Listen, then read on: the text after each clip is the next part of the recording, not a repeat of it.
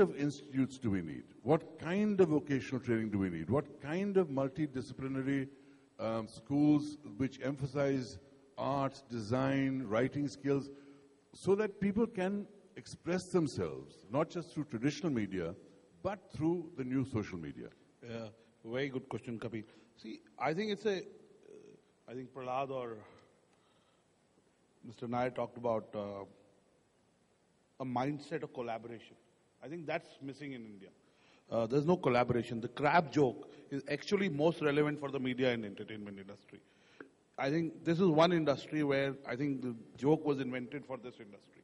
So, one, I'd like to make that comment. Second, I wanted to say that really when you look at talent, I mean, you take, first of all, we have to stop thinking as media entertainment as only movies. Today we are thinking of screens. So when you think of talent, you will think of where the audiences are. What are they consuming? First of all of us have to start thinking screens first, not cinema or television or entertainment. Second is we have to start thinking digital or web first. And I have been saying this for the last 1.5 years, that truly, like the US, Hollywood, Silicon Valley, and Madison Avenue are really, for the first time, genuinely converging in business models. So the talent pipe has to mirror this. And in my view, the best way is to incubate talent. I think today it's about skills, it's about employability, it's about demonstrable things. And, you know, certificates and education. I went to a fancy business school. He went to an even more fancy business school. All that is okay. But what really matters is mentoring. So I think what is required is a mindset where there is a mindset of sharing wealth. I think to me, if that happens, everything else will fall into place. And last, I would like to say that there is a fantastic thing called the iTunes store or platforms like that. Today, you don't need to know anyone. If you create interesting content, like in old times, if you were an interesting personality, and that means you could have a long hair, you could mentor young people, or it could mean somebody was as handsome as you. And I'm not hitting on you, Kabir, let me tell you. Thank you. I appreciate it. So, if you were interesting in life, things would come to you. Similarly, if you have interesting content and you have iTunes, there is democratization of a business model. You can reach out to millions of consumers. I know of stories where there are 14-year-old kids who've done apps. And what is app? App is usable content. You know, they've created apps and they've become millionaires because somebody paid 20 cents for the app and it totaled to maybe 2 million, 3 million people. So I don't think you need a studio structure. If there is talent and you can demonstrate it with digital media, with you know, also the cost of tools that are required to make movies is coming down. So the open generation of tools will make sure the amount of money you need to make tools. And what Vinod is doing in terms of crowdsourcing. Crowdsourcing will make sure you can collaborate. So you will cut out traditional channels. So, you know, someone in Delhi will collaborate with somebody in Coimbatore who has a certain skill set, and they'll share the spoils. So I think that's the kind of skill set and that's the kind of mindset that is required. Right. I want to ask Ashok as well. If you want to add it to that, you can. But before turning the discussion over to the audience, I just wanted you, since you're from the world of television, to ask you your take on the value of talent shows in discovering talent, and whether there can be different types of talent shows to discover different types of skills that may be needed in the years to come. I just actually wanted to build on one point before I kind of respond directly to it, and I actually kind of endorse what Prahlad had said about it not being a corporate.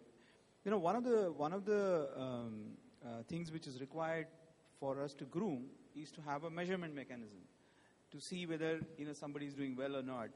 And if you take, for example, my own industry, which is, you know, journalism and news broadcasting, we never had a measurement mechanism. How do you actually assess a journalist at the end of the year, whether he's a broadcast journalist, whether he's done a good job or not? 4 years back, you know, we actually... sound zara upar kar sakte hain aap? Inka sound theek nahi aa raha. Sorry. Okay. You know, so we actually did a benchmarking, and you know, we looked at measurement mechanisms which globally broadcasters and news channels and use, and actually developed a model by which you can actually assess an individual at the end of the year for values which are good for journalism, whether it's integrity, whether it's honesty, whether it's accuracy of reporting, whether it is speed, and so on.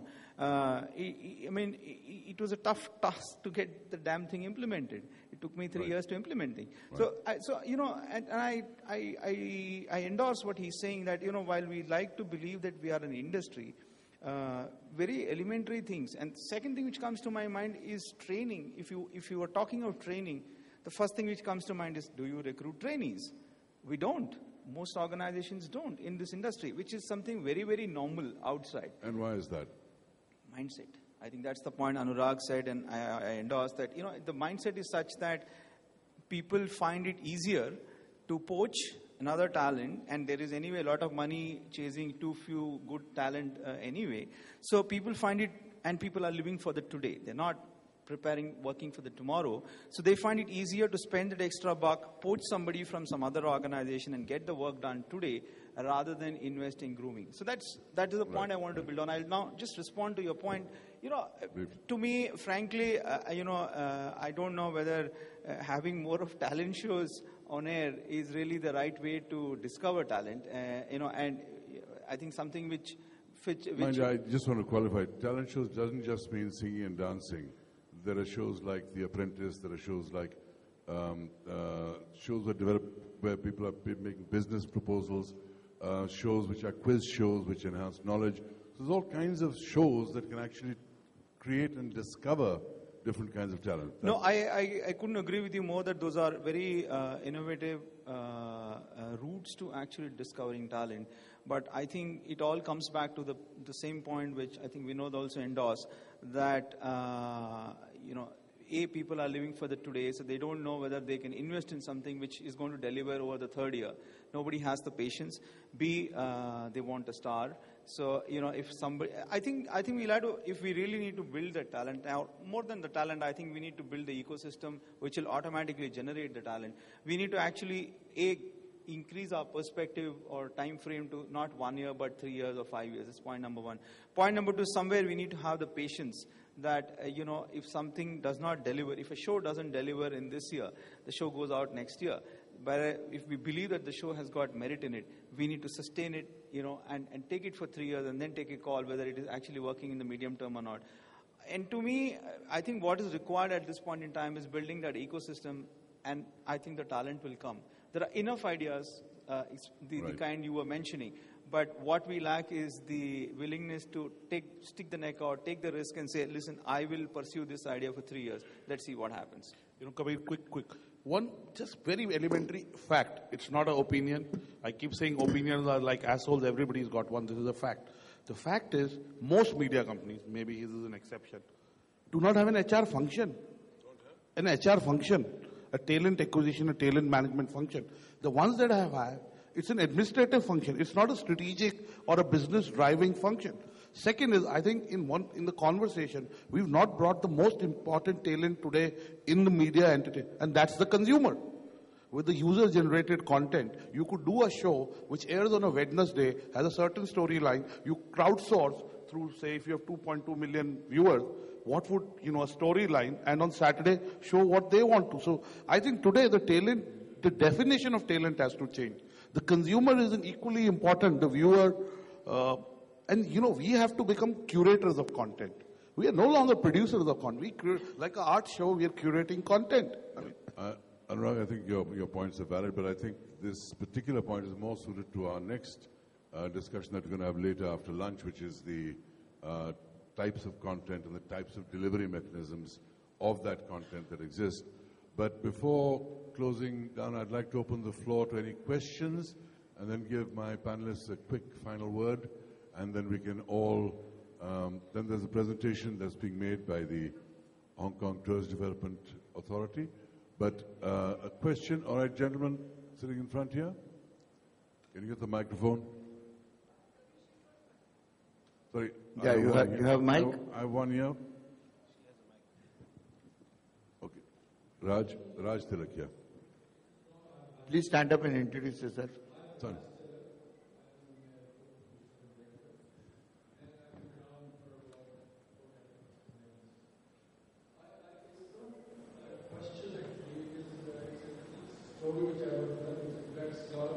Very quickly, Raj, because we are really out of time.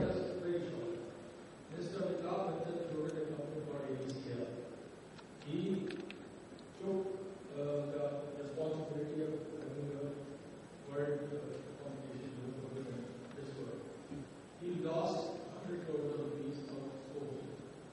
Vicky wanted him to be a keynote speaker. I was asked to meet him on the subject. I went to him and I told him, after half an hour, 40 minutes listening to me, he said, what exactly you want? Tell me in 1 sentence. I said, we want you to share your faith with us, with the audience. This is now IMC. So, when he came to deliver the speech, he said, because the psyche of the management which has gathered from outside the institute and the Kailakas and the heavily paid people and the investing people who are updated on the match. That is my opinion. So you're basically saying it is a mismatch of talents, and that is central to this, what we're talking here on this panel. I really have got, I'm over time already. I have to give the mic to somebody else. There was a lady over there. Yes. Talent is not given enough incentive. That is why it moves on.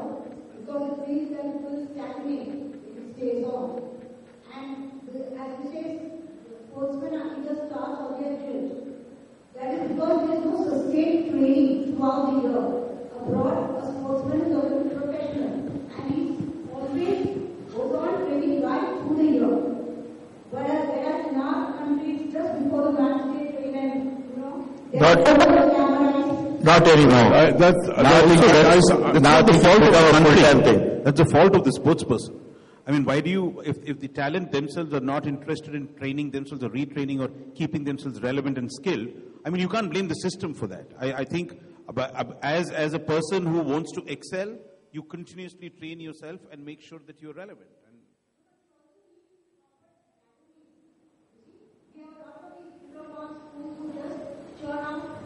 Who don't really have labor market. We need to get, there are a lot of professionals in various fields who will completely train people so that there is sustained talent. Sure. And one of the issues is that today's generation doesn't have general knowledge because they don't read. They go on Google and they just take whatever they consume and then they forget about it. Whereas if they don't read, they'll never remember anything. So how do they then, But if you Google, you remember. I think but just because the method of garnering knowledge has changed does not mean that knowledge is not there. I mean, today one doesn't need to memorize a particular term or memorize the definition. One can go on the net and get it, but one remembers it after that. No, that's the problem, because it's been made so easy, because you don't apply yourself anymore with a certain degree of mental stamina. You don't actually remember it. I see my kids. I mean, I'm better than them, and then their stupid computer. Because while they're fiddling around with Google, I've already given them the answer. Now, they don't do that anymore. But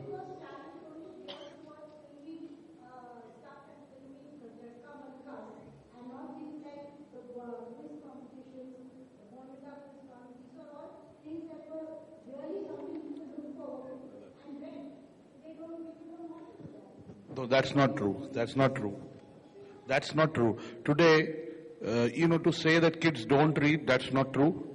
I know enough kids who read. Mine are very small, but, my daughter reads. So to say that they don't read, I think it's fashionable to say it. It's not true. Get your facts. Second is education in India, there is a problem.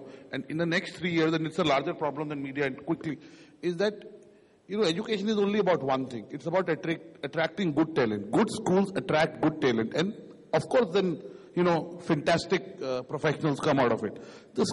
We are at Impact, we are doing an M school rankings. We are doing rankings of all media entertainment schools. I mean, really the quality of professionals you deal with, teachers, and the motive. The motive is not education. The motive is not to build an institution. The motive is a profit motive. No great institution in any domain, educational institution, was built on a profit motive. No. Tell me one. I don't know of an institution. So I think education endemically in India, whether it's media, entertainment, is flawed. As far as talent, my last comment on is that, the ambition that the talent has today doesn't find expression in wealth sharing. I think to me, I see the people that leave me are people who want to be entrepreneurs, I see people in media and the people here want. So if you can create an incubation system, why does Silicon Valley work in Silicon Valley and doesn't work in India with the same things? I mean, everything is. We don't have patience for failures. One of the biggest reasons this talent doesn't develop is we do not encourage failure.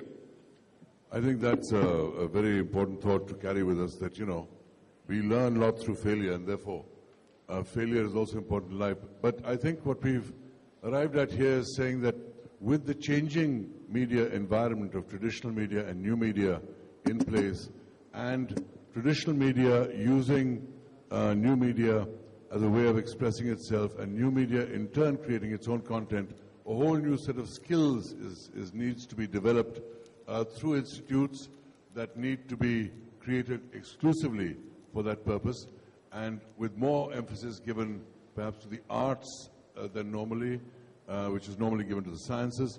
So with that in mind, I must conclude today's session for lack of time, not for lack of Kabir, interest. one more thing. Kabir, what I want to say is that mentors have to be trained to understand the value of mentoring much more than the mentees, because there are lots of mentees available. There are very few mentors. The mentors have to, overcome their insecurities to be able to train generation after generation of youngsters who will then compete against them. And that is a matter of insecurity and confidence. And let me say, Prahlad, that the greatest talent is the ability to mentor talent in others. So congratulations to you on that specifically. But there's one lady that has a question here.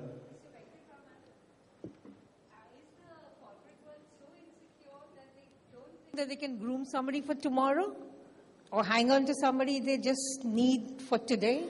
Our corporate. If you're talking about media, my straight answer is yes. The reality is yes. And I just wanted to respond to one point about the ecosystem, and let me just share an experience with you. I also am part of the News Broadcast Association, and as a group we have 55 news channels, which is about 98% of the eyeballs. And one of the endeavors we wanted to do was to groom talent. So we actually approached mass communication colleges saying, we will help you co-create curriculum and we will give you certification, which will ensure a certain amount of improvement in quality of talent and so on. Unfortunately, we didn't have any traction. Well, thank you very much for pointing out that problem at certain executive levels in certain organizations. Thank you for thinking about future vocational training for the new media. Thank you for Talent Tube, among your many other talents, for mentoring talent. And thank you, Prahlad, for the mentoring you've done for decades in this industry. Thank you all very much for listening. We come to the end of the session, and now we have a 15-minute presentation by the Hong Kong Tourist Development people, and mementos for everyone before you leave. So, Bharti, if you bring your presence onto the stage, and yeah, please come, Bharti, please come in. Please bring this forward. Ashok, would you?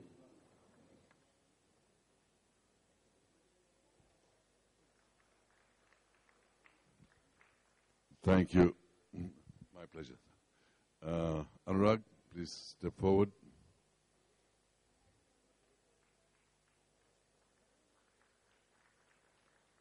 Thank you. Okay, now Mahesh Thakkar will take over the heavy-duty weightlifting to present the awards. Vinod, Nair, please step forward.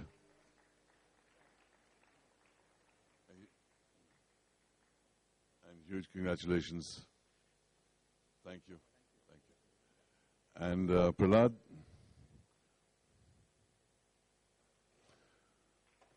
this tucker is presented to Prahlad Kakkar. Thank you very much, all of you, for being here. And now I